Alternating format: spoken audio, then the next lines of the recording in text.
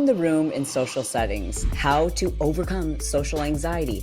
In this episode of The Chalene Show, I'm going to share with you some pretty unconventional tips that I've used to improve the way that I feel in social settings, to have more confidence when I'm walking into a party or a group of people that I've never met before. Today, I'm going to share with you tips to help you overcome shyness, how to not have those awkward, introverted feelings when, again, you're walking into a social setting and you don't know anyone, or you've got to have a one-on-one conversation with someone that you don't know very well.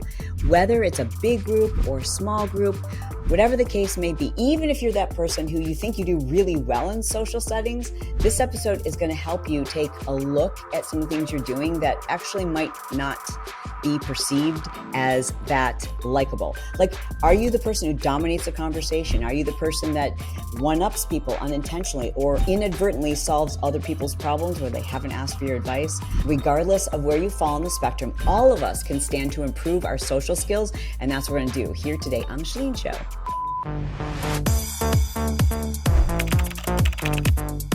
Thanks so much for joining me. My name is Chalene Johnson, and I used to have a course called the Courageous Confidence Club.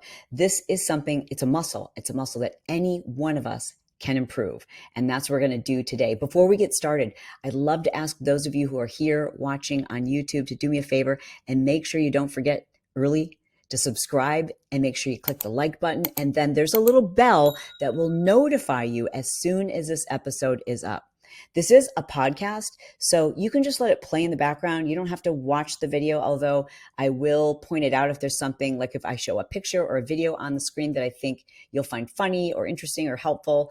But again, this is my video version of the podcast, and I'd love to invite you to, if you just found it by accident and you prefer to listen to podcasts on another platform, The Chalene Show can be found wherever you listen to your podcast. I'm just happy that we met each other. All right, let's get to it. Owning the room in any social setting requires confidence and a few other skills. And these are skills that anyone can learn.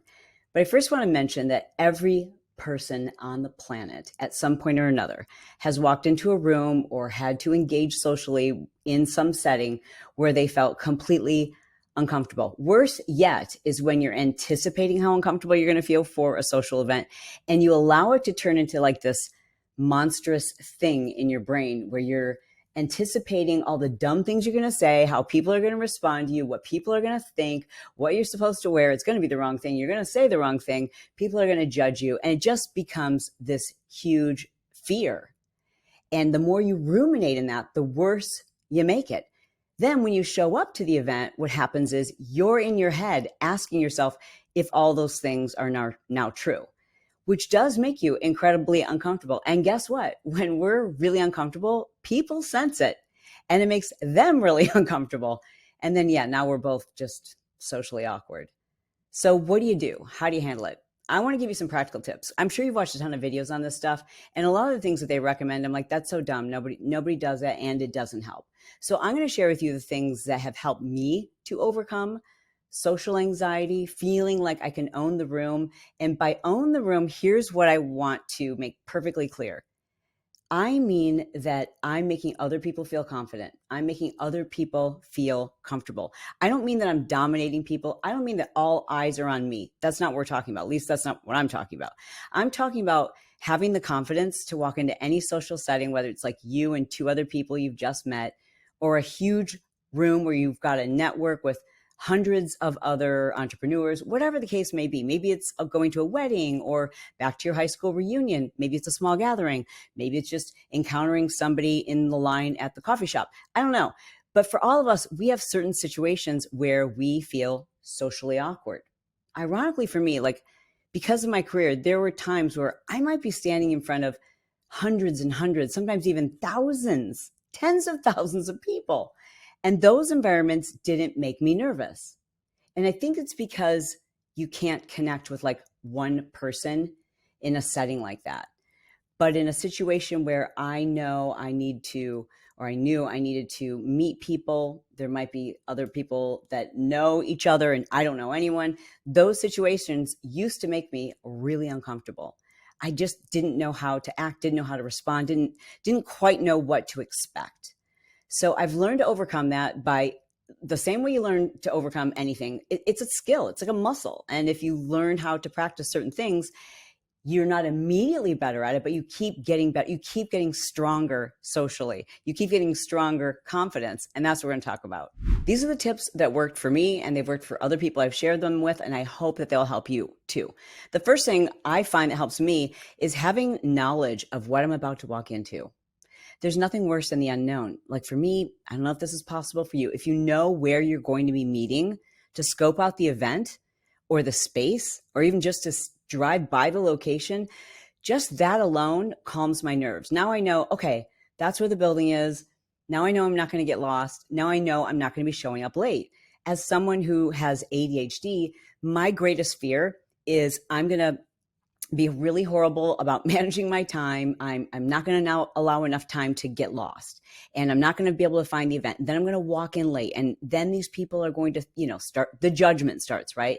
So one of the things I do before an event is I scope it out. Like, where are we going? Where is this location? How far is it? I'll look at it on Google Maps. I'll look at it on Waze. I'll actually go to Yelp and look at photos of the location so I can kind of begin to visualize the things I want to experience. So that's my second tip, is like pre-event, like pre-engagement. Start thinking about, in a positive way, like putting a narrative on what it is you want to experience. Recently, I went to lunch with someone who I'd only met casually, just like for 5 minutes. And I really wanted to get to know this person, was hoping like maybe we could develop a friendship.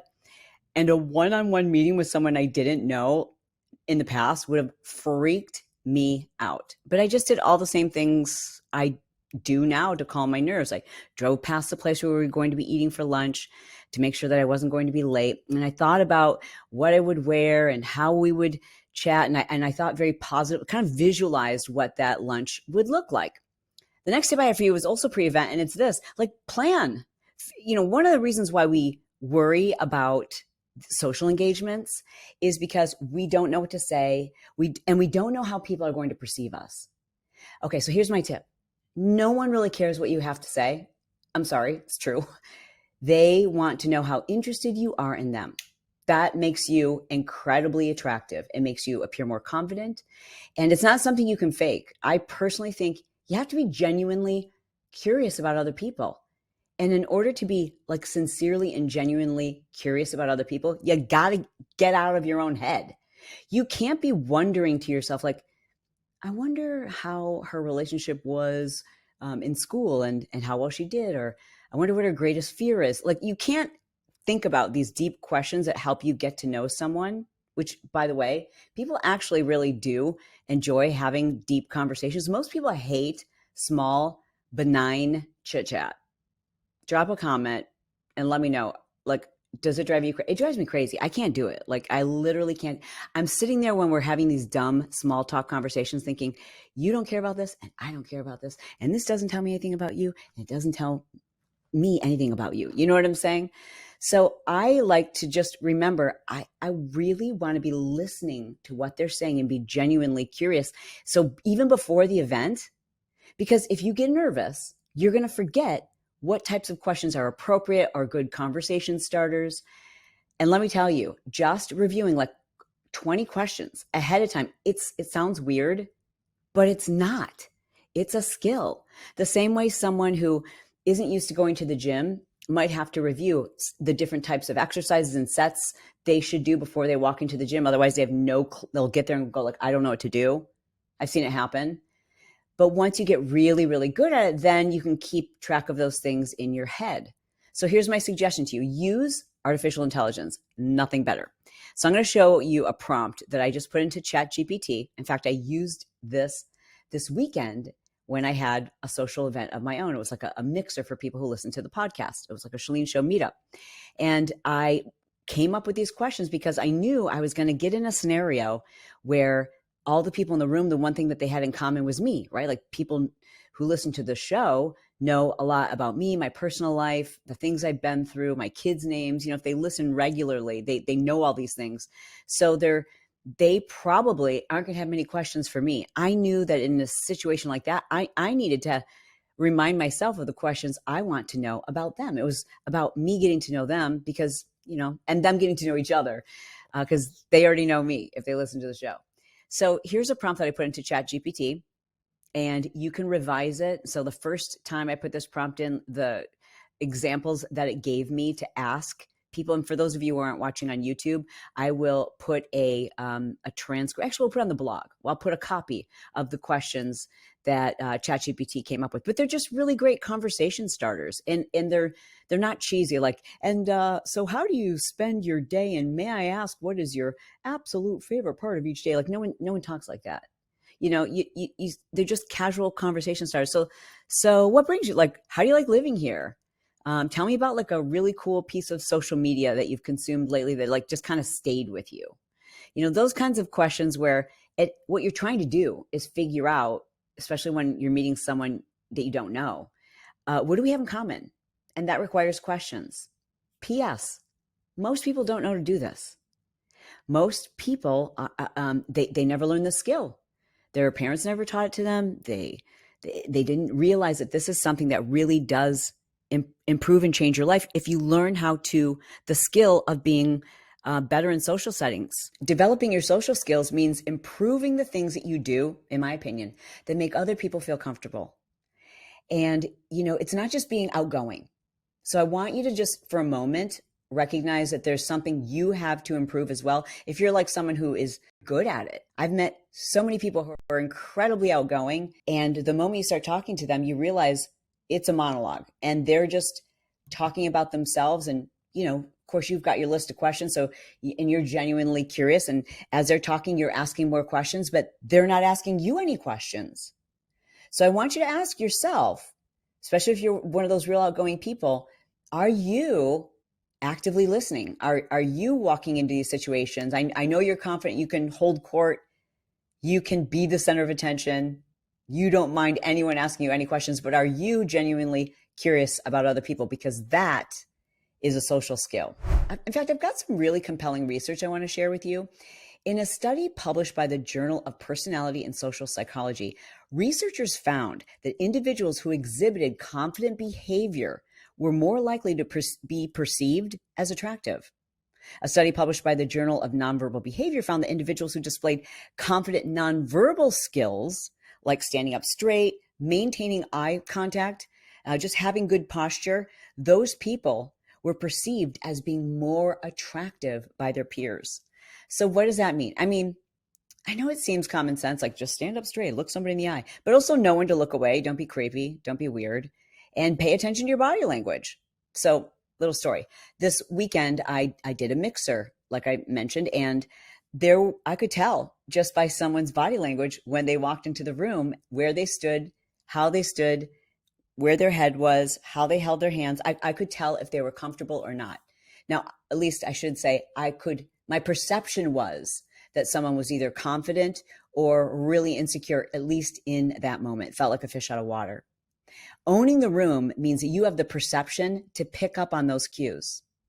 And if you want to own the room, what did I say that meant for me? That meant making other people feel confident. So that wasn't me like going, hey, get over here. Come on into the center of attention. It was me like recognizing those body language cues and walking over to the person and just having a brief conversation so I could take their temperature, like figuring out like, what do they want? Like, for example, a couple came in like probably an hour into the event and there was already an activity going and they walked in and their body language was kind of like, uh-oh, we got here late. And I could tell they were like, oh shoot, like, the way I feel when I show up late to something. And so I had a really brief interaction with them so I could hear how nervous, how anxious, how upset are they about the situation. And the wife anyways was like, oh, it looks like there's something going on. Like her energy was very positive and engaging. So I could tell I could take the lead from her cues and put her into that mix and help interject her or introduce her to that activity and to those people where they're kind of getting to know each other. If, however, she was like, oh, we always try to show up late. If I just picked up on her body language and her verbal cues that they were uncomfortable, maybe they showed up late intentionally because they're shy or introverted, then I could have read their cues and kind of brought them over to another area where they could observe and be more comfortable. It's owning the room is noticing everybody else, paying attention to those cues and responding to them instead of trying to force certain things to happen. Something happened on Saturday at the mixer that perfectly exemplifies what I'm sharing with you right now. And I had no idea this was going to happen.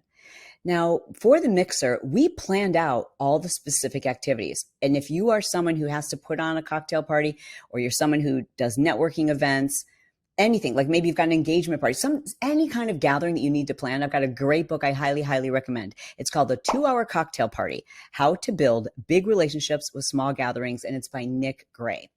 Well, I'm fortunate enough that one of my friends knows Nick Gray. So I got to get on a pre-party planning call with the author.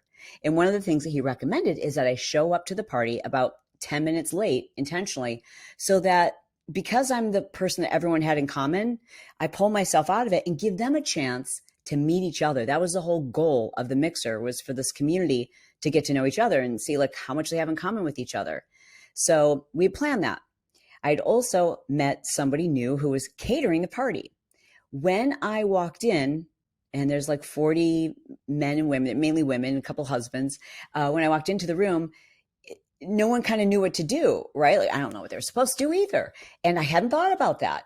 But the gal who was catering it, shout out to Alexia at Nude Pita, she obviously has exceptional social skills. She read the room in like 2 seconds flat and recognized that I was kind of like waving at everyone. Like everyone's kind of gathered and talking. And a few people are turning to look to see like, oh, here's the guest of, like the person who we're here for, right? And, so I'm kind of like, like awkwardly waving, super awkward. And she's noticing that some people are turning to look and some people are really uncomfortable. No one knows what to do. So she came out from behind the bar and kind of like went over to me and then kind of addressed the group. It's like, hello, everybody, Chalene is here. Yay, everyone, come on in. Like we hadn't asked her to do that. I didn't think about it. But in that moment, what she was picking up on was that some of the people in the room didn't quite know what to do. And I didn't quite know what to do. So you can be that person. And it's not about, for her in that moment, it wasn't about like, oh, all eyes on me. She recognized everyone's uncomfortable and my job is to own the room. In other words, help everyone feel comfortable. But so much of that starts with thinking about what you're going to do in advance, like recognizing that it's a skill. So now let's talk about, you're at the event, right? And you've got your list of questions, which is great, but you want to avoid getting in your own head. So a couple of things I don't hear other people talk about. These are unconventional. Number one, wear something that makes you look amazing. I have a rule of thumb. I'm really uncomfortable if I show up someplace and I'm underdressed. I don't care if I'm wearing a prom dress and everyone else is in sweats. Like, it doesn't make me uncomfortable to be completely overdressed, but I am so uncomfortable when I'm underdressed. So know that about yourself, regardless of what the invitation says, regardless of how they tell you to dress. Just know if you're more comfortable being underdressed or overdressed, then do that. Don't wear something new that's so you've never tested out before and you're falling out of your shirt or whatever. You know what I mean? Don't wear something that, like shoes that you cannot walk in, and just wear something that you feel your best in, because you will be more confident. If there's certain outfits you can put on, you know this to be true, and you're uncomfortable in your own home. I bought dresses before where I'm like, I can't even sit in the car in this dress. Like, what am I doing?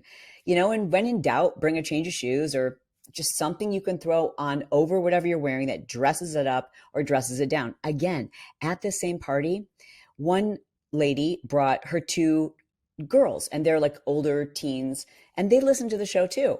And they've done my workouts, and they would not come into the mixer because when they peeked in, they said, oh my gosh, everyone's all dressed up.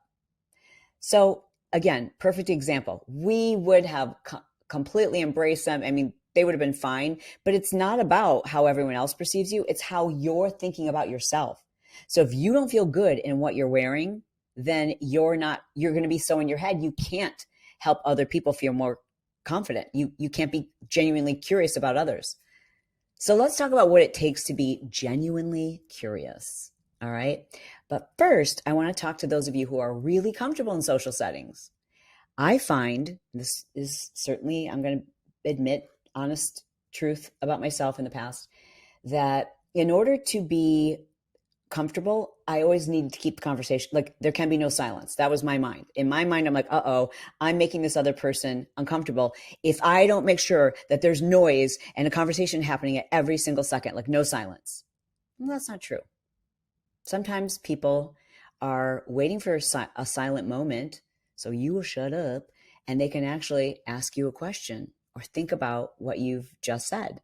So be careful that you're not dominating and just making noise, having pointless conversations just so that there's no silence.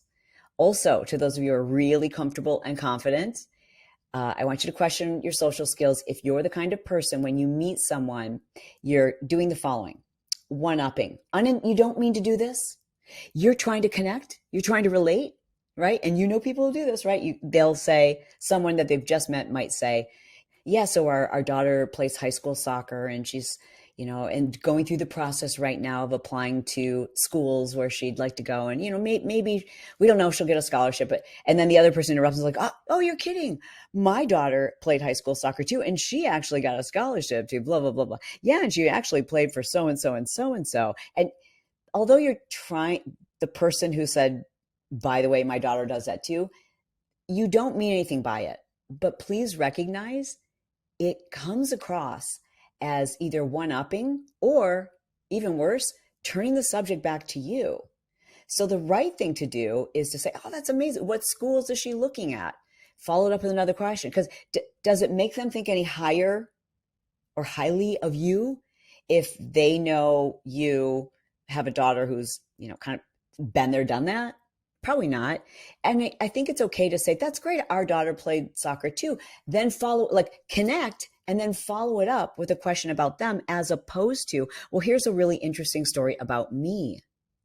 I think the only exception is when you're in a conversation with someone who hasn't asked you anything about you, right? And then it's like, well, how do we get to know each other if they're not asking me any questions? Then you do have to find a clever and appropriate time to not only connect and find something you have in common, but also to maybe expand on it a little bit if they didn't ask you those questions. And it's probably not because they're uninterested. It might be because they never developed these skills. This is a skill. It may be because some people have this false notion that asking questions is overly intrusive, which, I guess there could be a question that's overly intrusive. You don't be like, well, it's nice to meet you. But how much money did you make last year? Just curious.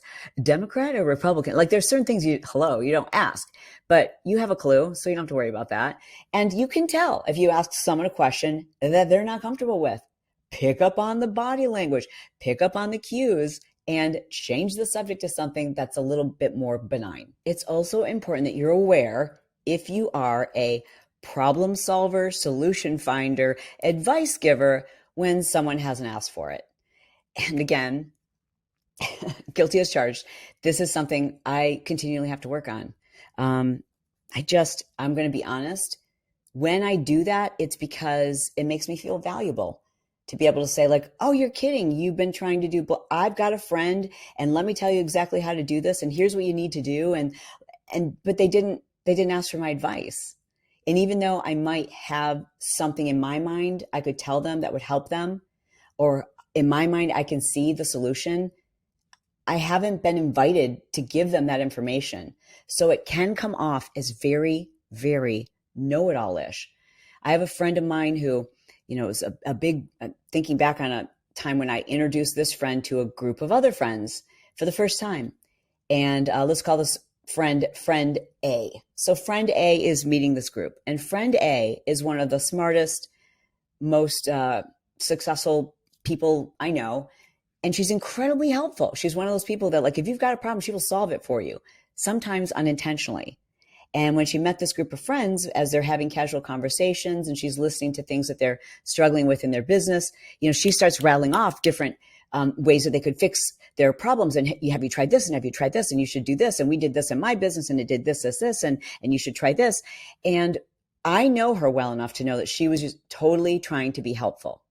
And the response she was getting from this group of women was very positive. They're like, well, thank you, and they were really receptive to it. And I think that gave her the idea that she should keep going.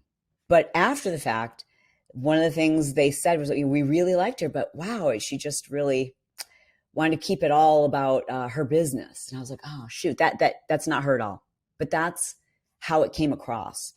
So sometimes when we're problem solving, and like I said, guilty as charged, it can feel like we're dismissing other people's journey. Maybe they're just venting. And I think there is a way to offer help and solution, but does anyone want to meet someone and get unsolicited advice? Probably not. Even if they come across as being very grateful and very thankful. I know when someone gives me advice, I have had this happen in a social setting where I met a really famous YouTuber who's well known for giving advice. And when we met, within 2 seconds flat, she started giving me all this advice for my business because she didn't know me. So she just made certain assumptions. And I was really annoyed and really turned off because it was like, girlfriend, we're way past that. Like, not cool. But I had to remember that's her personality. She gives advice for a living, and it wasn't intentional. But I just remember thinking, she didn't ask me any questions about me. She didn't, she wasn't listening. She just gave me unsolicited advice, and it didn't make me like her anymore. And that's what I think we think, those of us who like to be know-it-alls and give all the information, we think, oh, wow, we are changing this person's life. We just dropped all this knowledge that they had never thought of, and we did it for free. And we, now if they just do what I say, their life will change after one brief encounter at a meeting. Yeah, we kind of have to set our egos aside. So I'll say it out loud to my husband on the way to events. Or if we're going out to dinner with a new couple, if I'm going to lunch with a new friend, I just remind myself not to offer advice or to try to fix problems that I haven't been, unless I've been specifically requested to do so. And I know you've heard this one before, but if you do struggle and feel shy in these situations and you feel like everyone is looking at you, they can pick up on how uncomfortable you are, you're stumbling over your words, you don't know what to say. You've heard this advice before, but I'm telling you, it's just a matter of practicing it over and over and over again, sometimes in really benign environments, like going to the grocery store and putting this into practice, or going to pick up coffee and using this as a means to kind of desensitize yourself to those social settings. And here's what it boils down to: getting out of your own head and thinking about the other person. The second you turn things around and it's not about you, it's so much easier. It's so much more comfortable knowing your job is to make somebody else feel like they're really interesting. And you do that by active listening, not listening and waiting for them to pause so you can tell them something about you, but listening, being present. You have to be present and listening to what they're saying. So you've got a really good follow-up question. Something that you're genuine, not like, oh, here's the question they're hoping that I ask. No, like genuinely think, okay, what piece of information did they not give me that I would want to follow up with? Asking someone, that's amazing. And how did that make you feel? And then what happened? It's repeating back to them what they just said. It's asking for clarification. So, like recently I went out to lunch with a new friend, and she told me that she was an only child. Within the first couple of minutes of us sitting down. And then, I don't know, maybe 30 minutes into the conversation, she mentioned something about her sister. And I said, oh, I must have misheard. I thought you had said that you were an only child. And she said, oh, well, yeah, you're right. Thanks for remembering. No, I am technically an only child, but my mom basically raised her friend's daughter. And I literally consider her my sister. I think of her as my sister. My family thinks of her as my sister. And I could tell that genuinely touched her, that I remembered both of those things. So it's listening and having the confidence to know that when you ask a follow-up question, it's a real compliment to the other person, because what you're telling them is, I'm paying attention. I'm actually here. I'm present. I'm not looking at my phone. I'm not looking across the room at like who's more important for me to go and talk to. I'm not thinking about what you're thinking about me, because you can't do those two things at once. You can't be in your head thinking, do I have something in my teeth? What do they think about me? If You're actively listening and thinking about what they're saying and paying attention to the natural questions you have in your head when someone's speaking. And just know, if you have this belief that asking questions is intrusive, it is not. Study after study after study shows that people who show genuine interest and ask these kinds of questions come across as being the best communicators. Isn't that crazy? It's not the person who's able to answer all the questions and keep the conversation going. It's the person who's a great listener who is seen as being a great communicator. And the second step to great communication is like reading the room, mirroring body language, like pick up on the cues when somebody is maybe done with the number of questions that you have, or maybe they are trying to leave the party. Have you had that happen before? Where I'm like, does this person not recognize that like the staff is here cleaning up and we gotta go? Pay attention to those things. I really try to be very sensitive and aware of, okay, who's late? How do people feel? What do they need? What would make them feel more comfortable? Mirroring their body language, mirroring their energy, mirroring their tone. Not like you're trying to copy their voice, but you know what I'm saying? Like if someone's really animated and expressive, you can do that too. And if you are this way and they're more subdued, bring it down a notch. I'm not saying don't be you. I'm saying, you know what I'm saying? Like you get it. Just bring it down a notch. Another unconventional tip is to bring a wingman. This really helped me initially when I had convinced myself that I had social anxiety. We'll get to that in just a second. I found that what's really going on is I'm an introvert. I'm an outgoing introvert. I love talking to people. I love asking questions. I'm genuinely curious. I'm okay with having the microphone. I don't mind being the center of attention, but I do feel other people's energy. And then that makes me feel a certain way. And I was kind of like confusing the empath introvert in me with being socially or having social anxiety. But what I did that really, really helped me is I would go to parties and I would invite an extrovert to go with me. Now, sometimes you don't have this opportunity. Like the other day when I was having lunch with a new friend, it would have been weird if I was like, hey, I brought my friend who's really an extrovert. Like sometimes you just got to bite the bullet and figure it out. But when we're talking about like a social gathering, oh my God, extroverts, you've got some people in your life who they don't care what it is. They're like, there's going to be other people. What time? I'll be ready. I'll grab my hoops. If you know someone like that, they are the ideal person to bring to those events because if nothing else, you can kind of watch the way they are. They're very comfortable at engaging in conversations. Not all extroverts, but especially an outgoing. If you have an outgoing extrovert in your life, bring them to your next party because you can watch the way they do things. And then you always have that person to kind of like start the conversation sometimes. And I know it's a crutch, but it's about being comfortable. Like you have to be comfortable to make other people feel comfortable. So if you're really struggling with your social anxiety and you've got an event that's coming up, consider inviting that friend of yours who freaking loves people so much it's almost weird. And my last and final tip for you is to change the narrative. So about 5 years ago, I don't know what it was, but I noticed I was getting really anxious about social events. So I assumed, oh, this is social anxiety. And I started describing myself as someone with really high social anxiety. And guess what that did? It heightened my anxiety like through the roof. Your brain believes what you tell it, and then your body responds. So we'd be going to events and I would feel my heart racing. Actually, days before the event, I would start turning it into this monster thing that I didn't want to go to and just praying that it would get canceled or that I would get the flu or there'd be some legitimate reason why I didn't have to go. And then once we got there, physically, I could feel myself getting nervous and sweaty. And suddenly I was no longer a great conversationalist. Like I didn't know what to say. I didn't know how to ask questions because that's the story I had told myself. And once I made a decision I didn't want that to be true. So I need to stop saying it. I need to stop describing myself as that.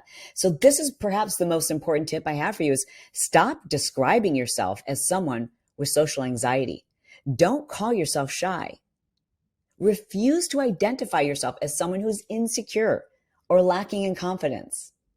Flip the script. Call yourself, refer to yourself as someone who loves people, very social. I make other people feel really comfortable. I'm confident in who I am. I'm outgoing. Like if you call yourself outgoing, you instantly feel more confident. If you call yourself and refer to yourself and label yourself as shy and socially awkward, you automatically make other people feel like they're responsible for you. And that doesn't feel good. So flip the script. Like, what is the narrative you're telling yourself? The narrative is so important. At this same mixer we did on Saturday, I have to tell you the story. So we did this thing where you should do this at your next party. So you lined up like 10 people across from each other, you know? Okay, so you're facing a stranger, right? One across from the other. And one line every time, so they had a minute and 30 seconds to get to know each other and then to answer one question. It was some of the questions that I had gotten from ChatGPT, right? So they had to not just like so where do you live and what is your name and what do you do? You know, beyond that, they also had to answer a question like, for example, what is one really embarrassing, funny moment that you can share with me, right? And then after they had a minute and 30 seconds to go back and forth, have to go back and forth. And then the one line would move down one person. So by the end of it, they all had gotten to meet like 10 new people. Well, I didn't tell them we were going to do this, but at the very end, I stopped them and said, now, of the people you just met, how many of them do you remember their names? And we had, I think we had 40 people in the room, and no one except one person could remember more than 3 names. Isn't that interesting? So the one gal, her name was Amanda. She was like, I said, anyone 5, anyone 6? She raised her hand. She remembered 6 people's names. And then she went like this and named off each person. And I said, that's amazing. Like, okay, you win. How did you do this? And she goes, I'm just really bad at remembering names. So I just told myself I would remember names. And I said, well, you just won the prize for being the very best person in the room at remembering names.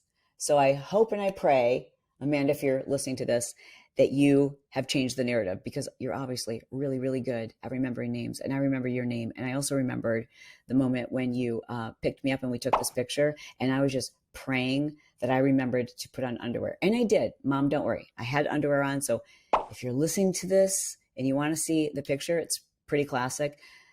This is Amanda, and look at how strong her legs are. So she's a personal trainer at a gym here in South Beach, Miami, called Anatomy. Yeah, so hook your girl up if you're looking for some beautiful, strong muscles. Amanda's your girl. Well, I hope you found this helpful. If you did, do me a favor and drop a comment.